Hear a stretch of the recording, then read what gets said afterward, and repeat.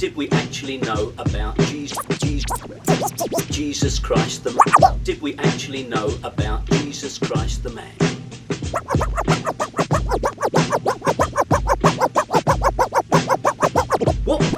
What we don't find is this person who appears as some sort of spectre within that historical tableau called Jesus. He doesn't have a mark at all. Now that is a dilemma for those who believe in him, because on the one hand he supposedly overturned the world. It turned the world upside down and triggered off this massive movement, but on the other hand he leaves no trace in the historical record.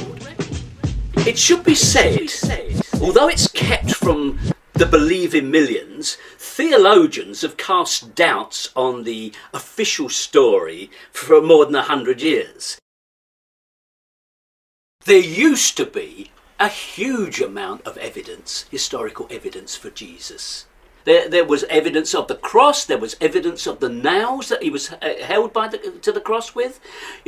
Now, why is it that this sort of evidence is no longer presented as evidence of Jesus? It worked for hundreds of years. Well, of course, we know the answer. It was all fraudulent. It was all manufactured by the church to encourage belief in their fairy story. Now, that has all now been whittled away, apart from certain backwaters. The Gospels are not analogous to history, they are analogous to historical fiction. In other words, a drama has been inserted into an historical setting. The emphasis is totally different. It's an unreal drama. If you think about the Gospels, they are almost primarily concerned with the last week of Jesus' life, the Passion. That takes up most of the material. It is simply a drama inserted into a more or less realistic historical background. What I think we can say regarding the Gospels is that they show a decided pro-Roman bias. Let's paint the scene then. Rome is the great and emerging imperial power. It colonised the East as the Eastern Empire of Greece declined.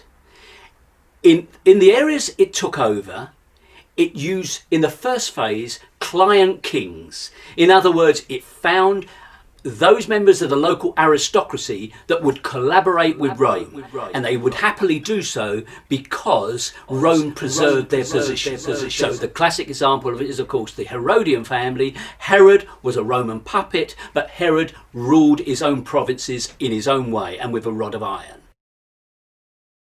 Religion was very important in the Roman world.